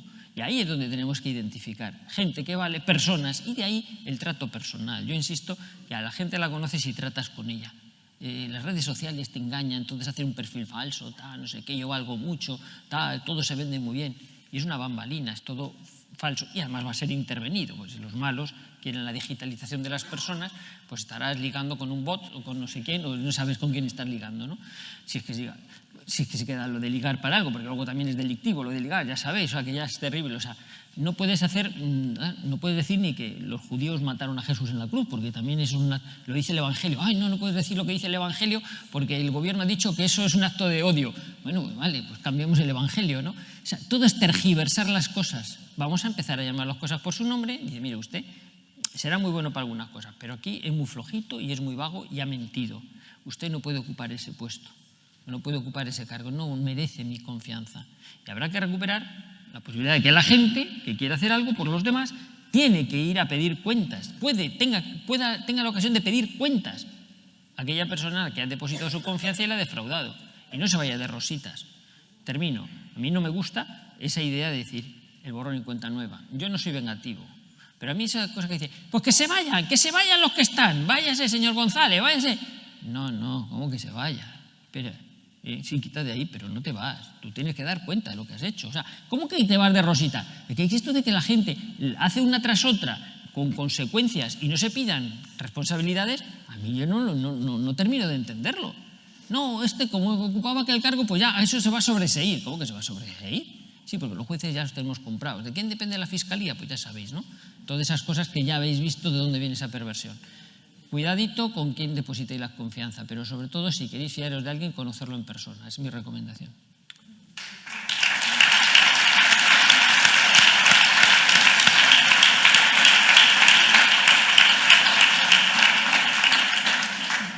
Me estoy acordando de un libro de Hannah Arendt que escribió en 1968. Se titula Sobre la violencia. Es un libro finísimo, así. Y dice Hannah Arendt que de los peores gobiernos que hay es el gobierno de nadie, donde aparece una burocratización de la estructura y nadie tiene la responsabilidad de lo que sucede y no puedes acudir a nadie para hacer responsable de lo que pasa. Estáis mencionando aquí algo parecido, ¿no? ¿No tenéis la sensación de que cada decisión política que se toma de índole sanitaria, docente, militar, hoy tenemos un conflicto en Europa, se toman decisiones pero no sabemos quién ha sido el que ha tomado la decisión? ¿No es acaso este sistema de gobierno perverso en ese sentido? No estamos hablando de que en vez de una sociedad psicopatizante, a ver si la sociedad española no es tan psicopática y lo que tenemos psicopático es el sistema de gobierno. A ver si John Darley, que citas tú en tu libro, que abriga la teoría de sistemas como teoría general del sistema de Bertalanffy, que en su prólogo dice: quien piense que Hitler o Napoleón, ellos solos, provocaron lo que provocaron, se equivoca. ¿No será que en vez de ser la sociedad española la psicopática o la que se está transformando, no será que son las instituciones públicas dirigidas por un sistema de gobierno oligárquico la que está imprimiendo ese carácter en la sociedad española? Tan complejo. Pero bueno, vamos a intentar poner orden. Hace unos días accedía al poder una señora en el Reino Unido, que no sabemos muy bien de dónde ha salido, a la que le preguntaban si ella dudaría de apretar el botón nuclear. Y dijo que ningún problema, que ella apretaría rápidamente el botón sin temblarle el pulso. Ahí está. Nadie la ha movido. Todo el mundo nos resignamos, oímos barbaridades, bestialidades. Por supuesto, no lo dije antes, si alguno quiere liberarse del miedo, que apague la televisión, mejor que la tire y que no la vuelva a ver nunca más, ¿eh? Yo creo que ese consejo yo voy a proponer al Colegio Oficial de Psicólogos que lo demos ya, por favor, por salud mental. Coger las televisiones y retirarlas. Pero, ¿cómo? Voy a hacerlo muy rápido porque es un tema complejo, pero lo voy a hacer rapidito. ¿Qué es esto del síndrome de difusión de responsabilidad? Tú hablas de la burocratización, es otra cosa un poco más profunda. Y es que los seres humanos normales, los que no somos psicópatas, somos la mayoría, gracias a Dios, pero tenemos algo que se llama empatía. Cuando vemos a alguien que sufre, sufrimos, lo hacen nuestras neuronas espejo. El doctor puede hablar mejor que yo de esto. Tenemos unas neuronas que se han descubierto hace poco, por cierto, que nos hacen vibrar en la misma vibración emocional que el que está enfrente. Y eso es independiente de nuestra voluntad. Eso es automático. Salvo parece que a los psicópatas no les funciona esto, pero a la gente normal sí. Entonces, cuando vemos sufrir a alguien, sentimos un dolor por el dolor ajeno. Y por tanto, nace internamente la necesidad de hacer algo por esa persona. Eso es un recurso normal. Cuando se inocula en la sociedad deliberadamente el miedo, el síndrome de supervivencia, ese modo de supervivencia hace que tú, al ver a alguien que está cerca de ti necesitado, sigues experimentando internamente la necesidad de ayudarlo, porque no eres psicópata y tus neuronas espejo te hacen sentir, palabra técnica, empatía. Por eso, empatía y psicopatía son los dos extremos. Los psicópatas son cero empatía y al otro lado están las personas más empáticas del mundo.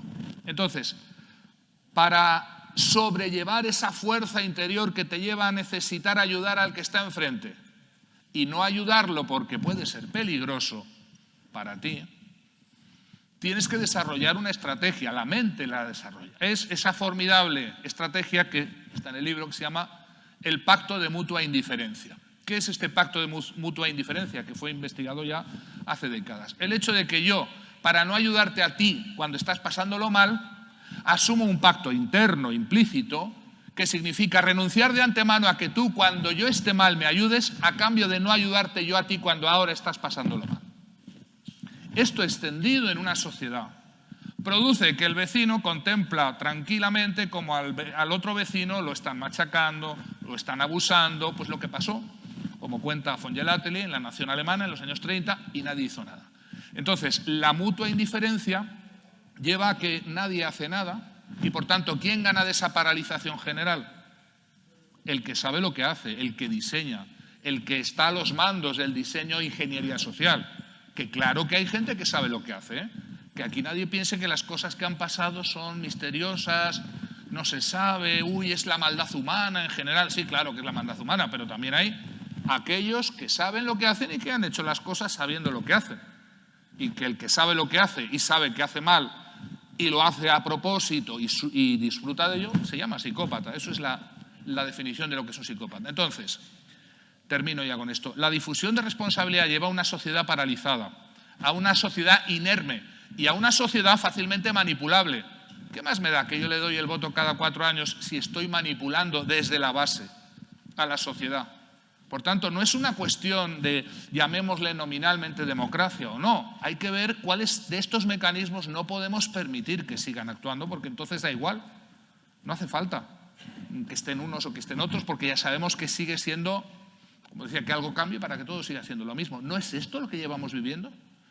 ¿No hemos escuchado ya gente que viene a reformar y que nosotros somos los que vamos a salvar la situación y vienen y hacen santos a los anteriores? ¿No seremos también nosotros iguales que ellos? A no ser que haya una metanoia, es la palabra, un cambio interior que tiene que ver con la pedagogía del poder, que tiene que ver con no seguir permitiendo esta inoculación masiva de miedo en la sociedad. Porque el miedo paraliza, la paralización lleva al síndrome de supervivencia, el síndrome de supervivencia lleva a la indiferencia social y ahí voy. La indiferencia social lleva a que para justificar mi inacción ante el sufrimiento del otro, ¿sabéis lo que me voy a montar en mi cabeza con la disonancia cognitiva que tengo? Me voy a montar que es que el otro se lo merece. Es decir, que me convierto en un psicópata desde la indiferencia generada y activada por el miedo inoculado. Pero al final el resultado es que no solo me da igual lo que le pasa al de al lado, es que es un hijo de la gran, es que se lo merece, es que además hay que hacérselo porque para yo evitar mi necesario socorro, mi implicación moral, tengo que desarrollar una explicación de chivo expiatorización del otro. Esto es lo que nos espera. Y esto es lo que es muy inquietante. Que todo lo que ha ocurrido ahora, en estos años, no solamente va a tener consecuencias físicas terribles, ya las está teniendo, sino que toda la disonancia cognitiva que es de tamaño astronómico de las personas que dijeron, y todavía algunos siguen diciendo lo que dicen, se va a transformar en un mecanismo de justificación que va a llevar a la sociedad a crear chivos expiatorios. Y no podemos permitirlo. Y yo no escucho este lenguaje, ni esta pedagogía, ni estas enseñanzas en ningún sitio. Y esto me preocupa mucho, porque forma parte del diseño, os lo aseguro. Esto también forma parte de un diseño para que todos nosotros pasemos masivamente al lado oscuro. Y lo están consiguiendo.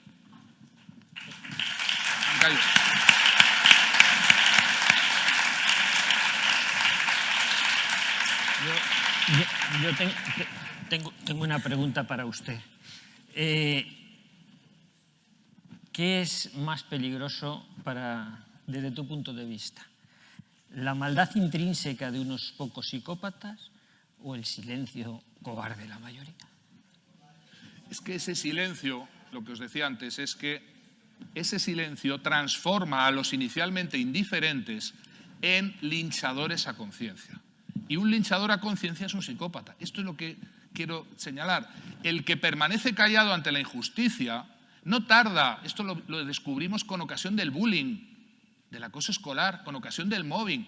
Los trabajadores que inicialmente asisten al mobbing del compañero, al que le están haciendo la vida imposible, y dicen algo habrá hecho, yo no quiero arrimarme porque como me vean con él me va a ir muy mal.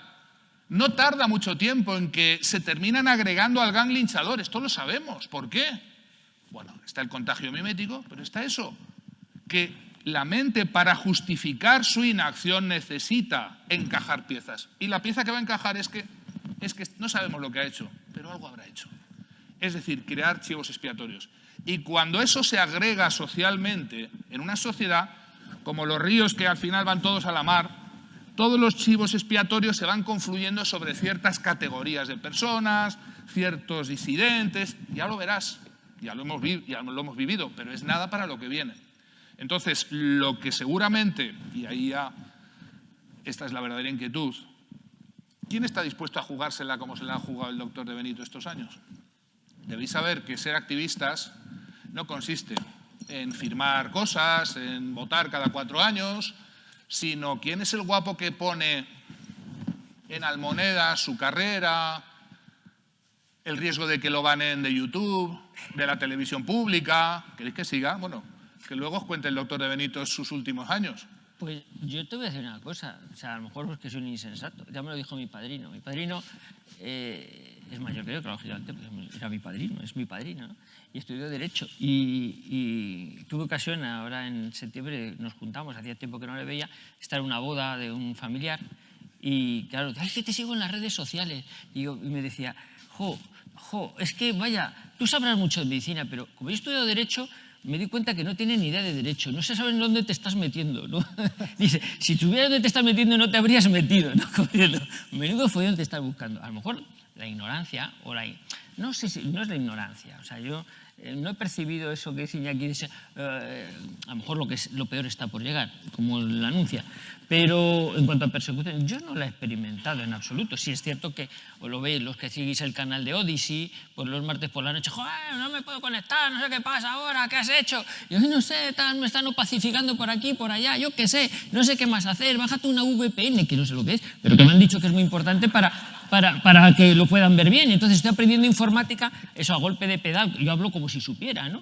Y claro, y entonces, hace esto, haz lo otro, no sé, pues, ¿por qué no se te puede ver? ¿Dónde te has ido? Tal. El otro día me viene un señor y me dice, ¿pero qué? ¿Cómo se le ocurre decir esto ahora, 2 años después? Digo, ¿cómo que 2 años después? Lo llevo diciendo 2 años. Digo, pues es que me he enterado ahora. Digo, bueno, pues la culpa será suya, yo qué sé. Esto yo lo llevo diciendo, claro, si vosotros no replicáis lo que dice el doctor Benito, si os parece interesante, pues en vuestros grupos, en vuestros círculos, en vuestros telegrams o whatsapps o lo que tengáis, pues claro, se pocifica, se pierde el mensaje. Que no es que sea mío, sino que puede ser un foco para que alguien piense de otra manera, que es lo que se pretende, ¿no? En definitiva, yo no he percibido, insisto, ningún tipo de presión, y lo digo con total honestidad. Así como otros colegas, por ejemplo, pues esta mañana tenemos el testimonio de Víctor, que está por aquí y tal, y algunos otros estudiantes de medicina y tal, gente que ha sufrido pues verdaderas situaciones de bullying por parte de otros colegas, o de acoso, o de desprecio. Yo no, yo honestamente no. ¿Y sabéis por qué? Yo creo que básicamente es, primero, porque nunca he ocultado la condición de lo que iba haciendo. O sea, no he sufrido esa tensión de tener que decir que nadie sepa que hago, pero no hago. No, yo he dicho, yo hago esto. Y segundo, y quizá lo pondría como primero, por la autoridad. Yo me siento autoridad. A mí no me calla nadie en la parte médica.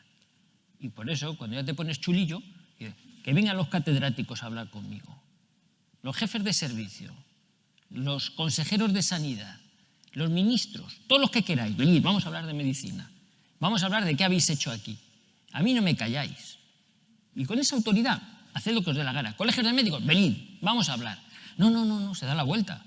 No han querido aceptarme. Bueno, yo el día 25 de lo que lo he dicho esta mañana en el colegio de aquí, yo el 25 voy a ir a un curso que dan de cosas de vacunas y toda esta COVID en el Colegio de Médicos de Madrid. Estoy convencido que antes del 25 se ha suspendido el curso. Porque voy de asistente, voy de asistente, ¿eh? Simplemente a escuchar, a oír, a levantar acta, a tomar nota. A ver, ¿tú qué has dicho? Y se van a callar, porque se acojonan. ¿Y cómo ha venido el doctor Benito? ¿Para qué? Bueno, simplemente para tomar nota de lo que estás diciendo, porque me sorprende y luego lo voy a contrastar con... No, pero no pongas que te he dicho yo eso, ¿eh? Bueno, no te atreves. Venga, sí, es muy sencillo. Tú has dicho que tal, que todo el mundo se tiene que vacunar para que todo el mundo esté inmunizado. Lo dice la doctora tal o el doctor... No, eso no lo pongas, eso no... Bueno, entonces yo voy ahí, no a fiscalizar, voy a aprender de las tonterías, de las cosas que dicen mis compañeros. No.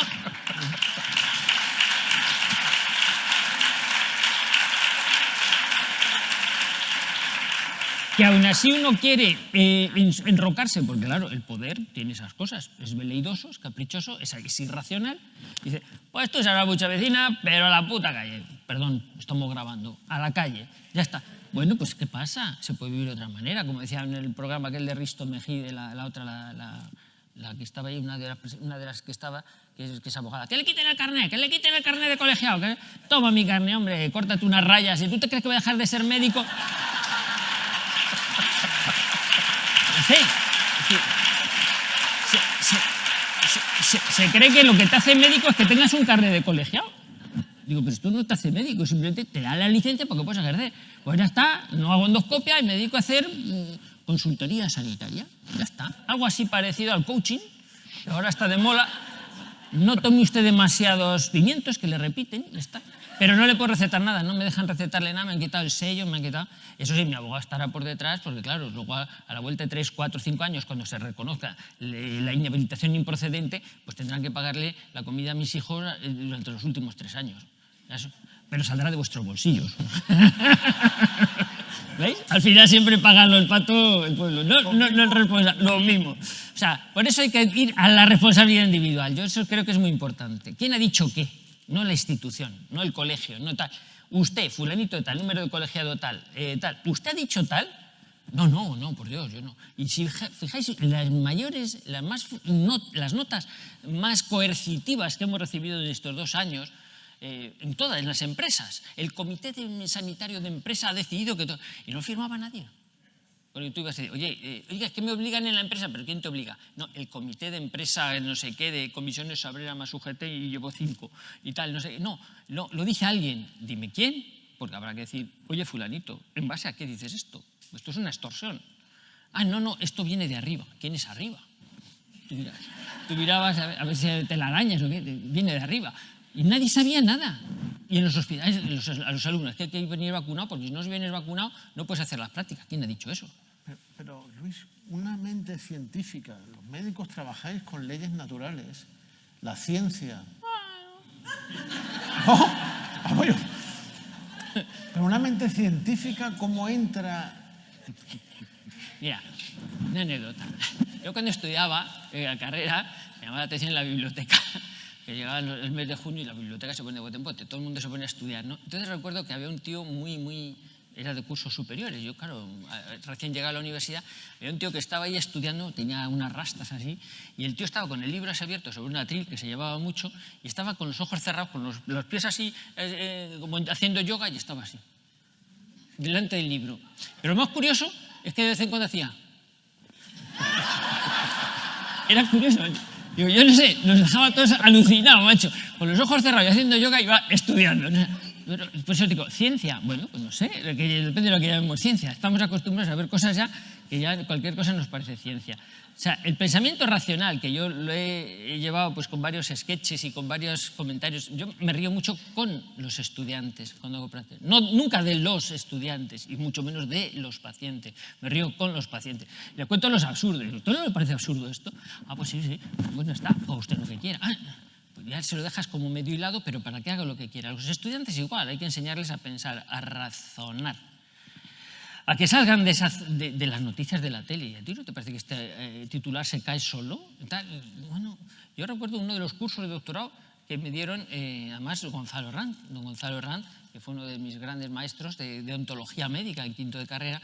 En quinto de carrera me dio de ontología, la única matrícula de honor de la que estoy orgulloso de mi currículum. El resto es todo parafernalia. Y en el doctorado me dio un curso de doctorado muy bueno que se llamaba Metodología de la Investigación Científica, donde analizabas el concepto de autor, el concepto de abstract, del resumen, la bibliografía, cómo se hacía un artículo científico. Era espectacular ver cómo cualquier artículo científico lo resumía a la mitad, a menos de la mitad, y no había perdido absolutamente nada, había ganado muchísimo rigor. Te enseñaba a depurar, a quitar la paja, a sintetizar. Y eso es muy importante, y eso ahora nos enseña. Y eso es lo que hay que intentar recuperar. Por eso yo ahora he dejado el hospital, he dejado la seguridad social. ¿Por qué? Porque me voy a dedicar a otras cosas, más del ámbito de la docencia. ¿Sabéis por qué? Porque a mí no me hace falta apuntarme a la UNED para estudiar historia. A mí no me hace falta un título de historia, pero quiero estar con los estudiantes que estudian historia. Para que cuando el profesor les cuente la historia así, yo se las cuento asado. Para que tengan una forma de contrapesar, vamos, ¿no? Otro punto de vista. Digo, pero oye, las cosas fueron así, pero cuéntaselas como el profesor quiere, porque si no, no te aprueban, ¿eh? Entonces tú cuéntaselos como a él le gusta oírlo, porque si no se enfada, ¿eh? Pero claro, que enseñarles a pensar. Y ahí se hace falta ir a los institutos a decirles, mira, es que este libro de la ESO que te han hecho, mira, es que aquí esto que te diga, y rectificar y ayudarles a pensar. Hay que recuperar desde la educación. Y con los adultos, que también hay adultos, pues oye, fomentar un poquito los foros donde la gente pueda debatir y reírse. Y en el ámbito de volver a los medios de comunicación, pues sí, andamos con proyectos pues, para intentar hacer sketches, así a los José Mota y tal, donde ridiculicemos un poquito lo que hemos hecho, que es vergonzoso. Es que como lo pongamos a mirar en serio una cosa por otra, entonces sí que nos deprimimos, nos vamos a negro, al lado oscuro nos vamos. O sea, es que, negro. Es que por completo, o lo ridiculizas y haces un poquito de ironía de esto, de humor. Yo quiero sacar un programa así tipo una consulta médica donde se van los desencuentros entre el médico y los pacientes cuando van y estas cosas. Lo tenemos un poquito ahí medio trabado y creo que a través de actividades de ese tipo donde la gente las pueda divulgar, porque al final lo que llega es el humor. Si tú mandas un vídeo de hora y media de Odyssey del doctor Benito, se aburre y dice, no hay quien le hora y media, no fastidie. Pero te mandas unos sketches y unas cositas así y yo creo que pueden ser como la gente, esos que todavía no se han secado, que están en el árbol y pueden resucitar, a lo mejor ahí sí que rescatamos gente. Yo creo que hay que ir a por esa gente, a la gente que se le puede rescatar y que vean ellos mismos que nos han engañado y que cabe un futuro mejor, que pasa por el sufrimiento, que duda cabe, pero es un sufrimiento que ya nos han infringido, que hay que soportarlo y que hay que unirse a personas alegres para que nos contagien eso, alegría. Muy bien.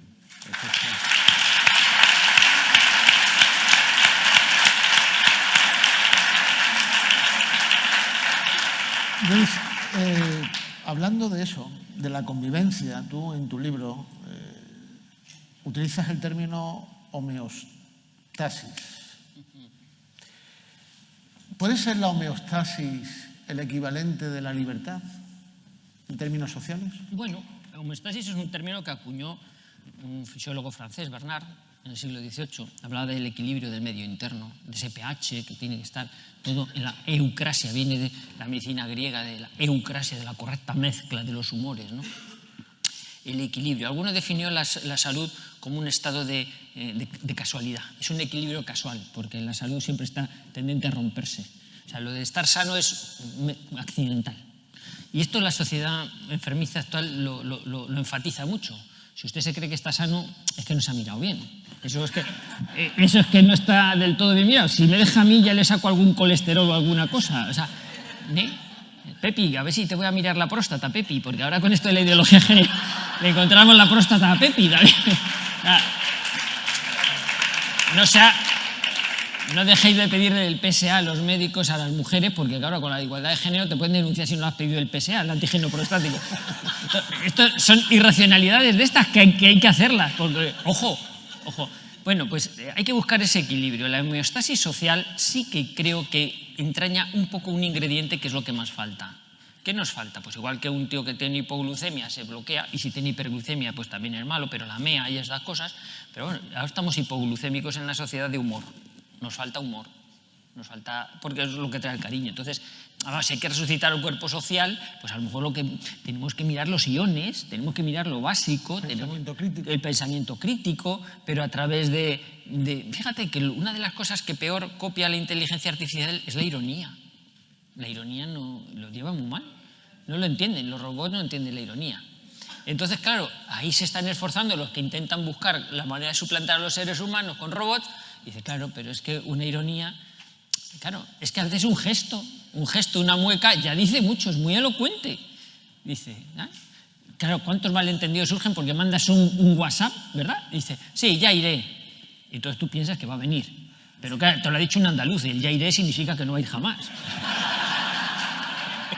Pero eso, si le llega a un navarrico, ya iré, te está esperando ahí, como un requete, ahí, hasta que viene y cabreado porque no vienes. Claro, pues, ¿quién te lo ha dicho? Joder, Antoñico, el de Córdoba. Espera, sentado, porque ese ni de coña. Te ha dicho que ya iré. Pues eso, ya iré. Da lugar a malentendidos, ¿no? Entonces, recuperar eso es importante. ¿Está en la homeostasis? ¿Está en el equilibrio social? Sí. En estos momentos la sociedad tiene una acidosis metabólica. Estamos con acidosis metabólica. Entonces, algo que pasa, bicarbonato, porque va a entrar en parada cardiorrespiratoria en cualquier momento. Ya estamos acercando la máquina de chispar para ver qué nos queda del cadáver o qué podemos resucitar. La sociedad está en la UCI, está malita, bastante malita, y probablemente haya que amputar por algún lado. Cada cual que se agarre la entrepierna, pero a lo mejor hay que amputar. Porque la cosa está mal. Entonces, bueno, pues habrá que buscar. Pero yo sí que soy optimista, porque creo que mientras haya así gente así que parece sana, aunque solo lo parezca, pero dan el pego, y es por lo que merece la pena luchar. Venga, que pregunte la gente, porque yo creo que estamos aburriendo un poco. Yo más que estos.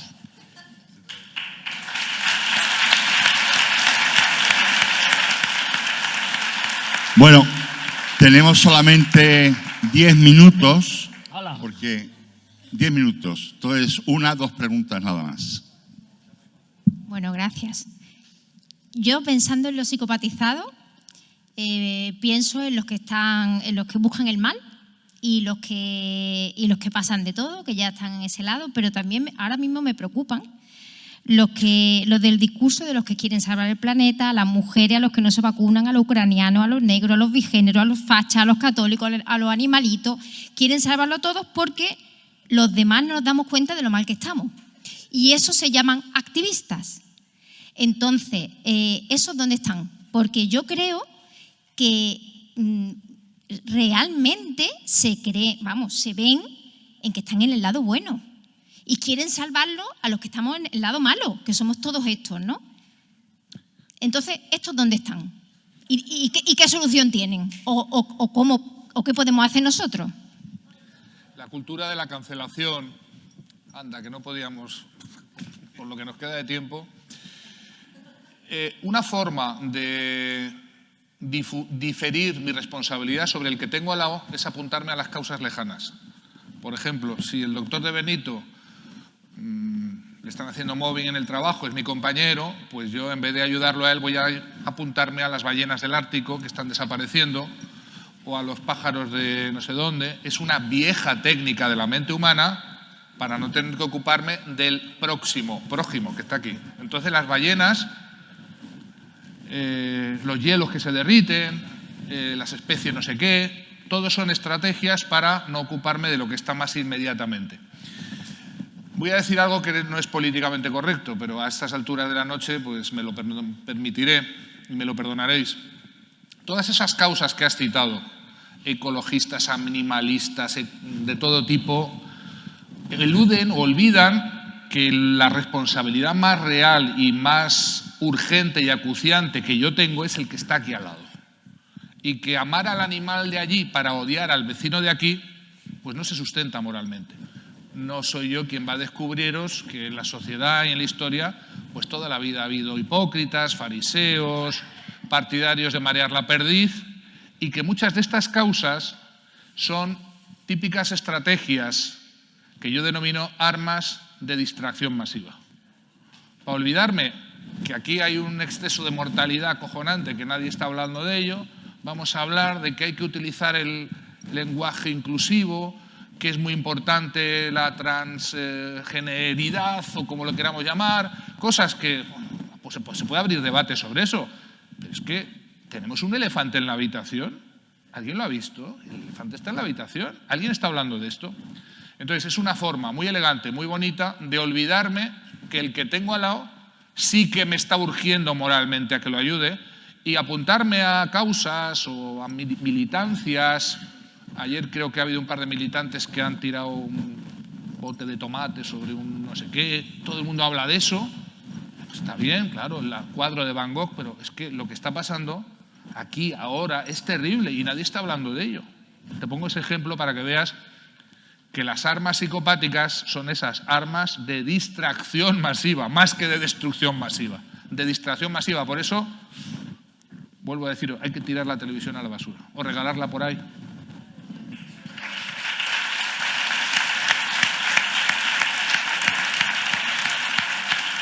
Otra pregunta. Buenas tardes. Esta mañana he tenido la oportunidad de hablar en el Colegio de Médicos también y voy a comentar solo un segundo lo mismo. Generalmente he estado al 100% de acuerdo con lo que ha expuesto esta mañana. Esta tarde no he podido escuchar todo, pero sí que es verdad que me ha llamado mucho la atención las reiteradas veces que se ha dicho nadie tenemos la verdad absoluta. Y concretamente el doctor Luis también ha dicho, voy a ir a ver a PAMIES porque vamos a ver cómo se puede ver determinadas cosas que a lo mejor a nosotros nos fallan y por ahí si él puede ayudar a mis pacientes, yo por supuesto lo voy a escuchar. Yo pretendo escuchar a todo el mundo y soy de la que creo que no tengo la verdad absoluta. Y una de las cosas que se han dicho aquí, que en general estoy de acuerdo con todo lo que han dicho, es que efectivamente no tenemos una buena democracia, totalmente de acuerdo, pero sí que es cierto que tenemos que luchar por tener, la palabra lucha no me gusta mucho, pero intentar mejorar siempre. Y aquí no se trata solamente de estar los a favor de las vacunas o en contra de las vacunas, sino todos nos tenemos que escuchar y todos nos tenemos, yo me he puesto las 3 vacunas, pero tengo muchísima gente a mi alrededor, por ejemplo mi única hija, que no se lo has puesto. Yo jamás le he dicho que se la ponga. Ella tampoco me ha dicho a mí que no me la ponga. Entonces ahí nos respetamos. Y yo entiendo que es importante. Y solamente una cosa que me ha parecido injusta, y no me toca a mí directamente, pero lo tengo que decir, es que se haya dicho reiteradamente que con Hitler no hubo nadie que ayudó a las personas que realmente... Hubo gente que murió por ayudar a sus amigos y hubo gente que murió sin tener realmente nada que sacaran positivo para ellos, salvo su propia conciencia. Entonces me parece injusto, a pesar de que es cierto, de que la historia siempre la escriben los ganadores, que no se recuerde a personas que ayudaron muchísimo a otros, a judíos, a homosexuales, a otros colectivos que estaban depauperados, y me parece que es justo que se les recuerde también. Muchas gracias y ánimo a todos por ser tan optimistas como es Luis. Perdone, que es la pregunta, ¿cuál es? La pregunta es la misma que hice anteriormente. Concretamente, ¿cuál es? Estando en esta situación tan catastrófica que todos tenemos, ¿cómo podemos mejorarla? Yo, evidentemente, tengo mi opinión. No, pero... Gracias. Sí, por favor. Bueno, yo lo único que... Eso, lo de las generalizaciones que no se pueden hacer. Es decir, cuando la sociedad reconoce Alemania fue a tomar y tú reconoces, no, hubo gente que hizo grandes gestos heroicos, pues una situación similar a la que estamos ahora. Igual, ¿todos los médicos son malos? Bueno, pues algunos a lo mejor no es tan malo.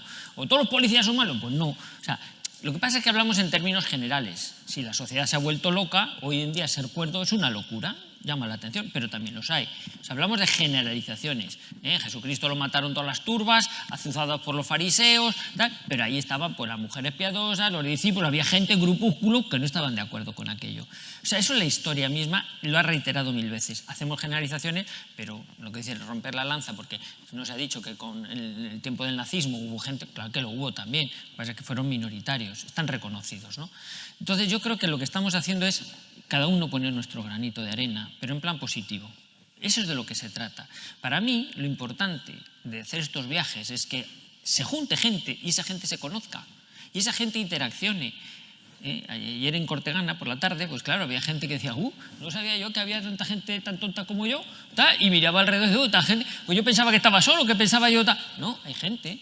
Y cuando se junta, ve, oye, tengo una idea por acá, tengo una idea por allá, que vaya en la línea de la cooperación, de la ayuda mutua, porque vendrán días malos, y ahí estaremos, hay que conocer a la gente en la cual uno se pueda apoyar, para decir, échame una mano, porque me estoy hundiendo. Más.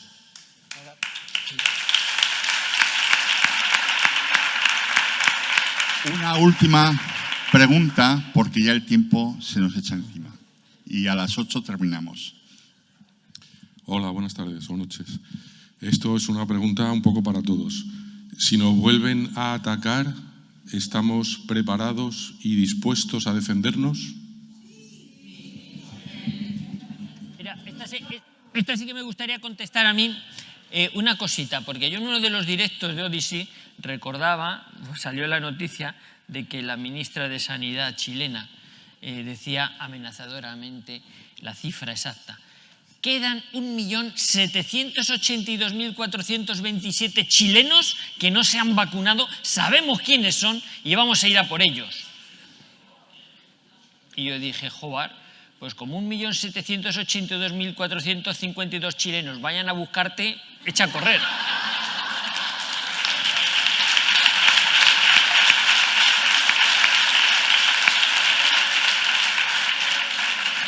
Al que le teme mucha gente, tiene mucha gente a la que temer. Entonces, aquí por eso es la razón de esa unidad. Y eso, evitar la indiferencia, mirar al prójimo. Aquí al que toquen a uno, todos los demás responden, porque si no te va a tocar por solidaridad. Esto es como lo que contaba la anécdota de los pingüinos, algo fisiológico. Los pingüinos que se agrupan en el Ártico todos juntos, ¿verdad? Cuando las temperaturas son muy extremas, y se agrupan todos, claro, para estar calentitos, pero los que están alrededor están soportando mucho frío. Y periódicamente pues, se van turnando, sale uno de dentro a relevar uno que está fuera, que está a punto de helarse, y el que está fuera le calientan los de dentro. Y se van turnando. pero no lo hacen porque hayan desarrollado una racionalidad o un sentido de compasión. Pobrecito el que está afuera. Saben, o instintivamente saben, que como no vayan a relevarlos, todos van a ir cayendo los de fuera y los de fuera y los de fuera. Es un principio de supervivencia y los pingüinos lo saben hacer y por eso cogimos los pingüinos de decorado.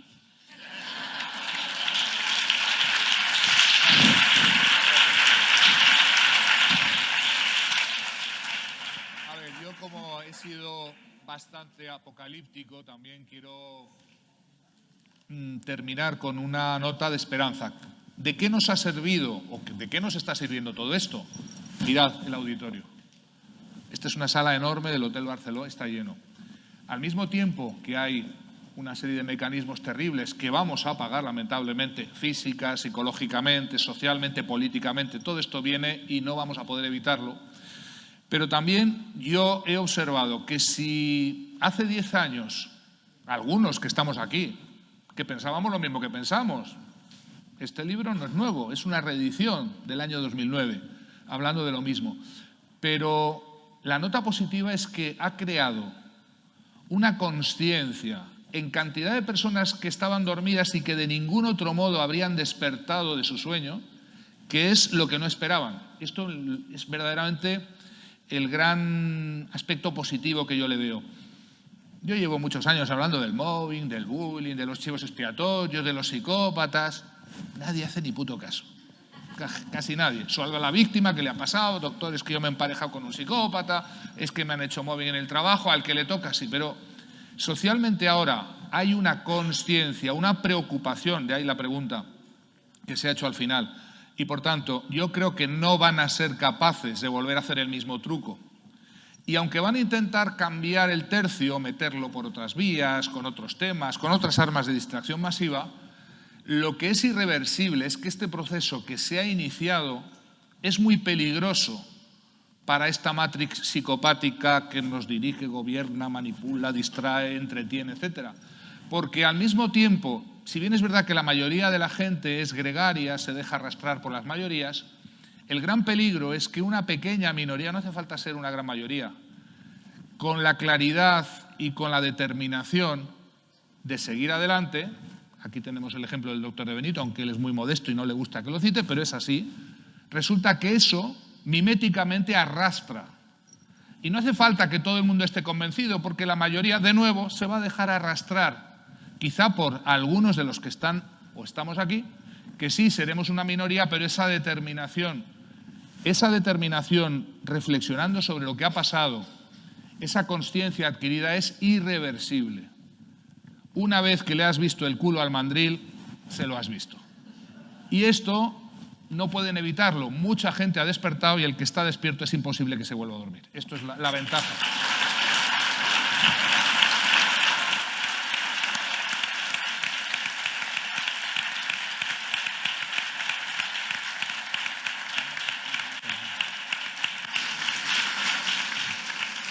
Bueno, pues ha sido un placer teneros a los tres y estamos muy contentos de la respuesta que ha tenido este evento y esperamos que el próximo año se repita.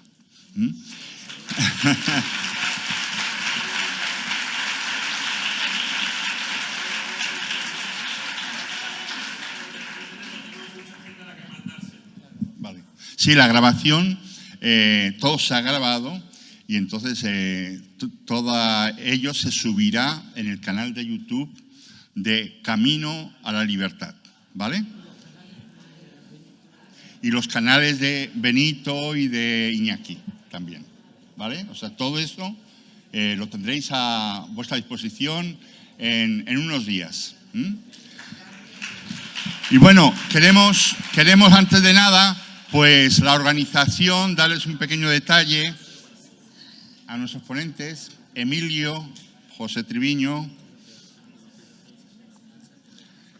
Luis, Miguel de Benito e Iñaki. Muchas gracias. Hola, muy buenas. Desde la organización nos gustaría daros un mensaje que esta ponencia os sirva para algo, que tenga un carácter transformador, que busquéis la metanoia que se ha hablado, que es la transformación interior, de que busquemos el modo de cambiar las cosas e implicarnos personalmente. El sistema quiere que nos separemos, el sistema quiere que nos odiemos, pero vamos a hacer lo contrario, vamos a unirnos, vamos a conocernos. Entonces yo os invito a ello. Nosotros en Málaga tenemos un grupo de WhatsApp en el cual estamos haciendo hermandad, nos estamos conociendo, yo me llamo Adrián, y la persona que no tenga muy claro lo que hacer, pues puede darme su teléfono y yo lo meto en el grupo. En el grupo nosotros nos reunimos todos los domingos en la Plaza de la No Constitución de aquí de Málaga, de 11:30 a 1:30. Mañana vamos a estar. Entonces, el que quiera, que se puede venir. Existe un grupo análogo en Granada y le voy a dar la palabra al compañero de Granada. Muchas gracias. Gracias.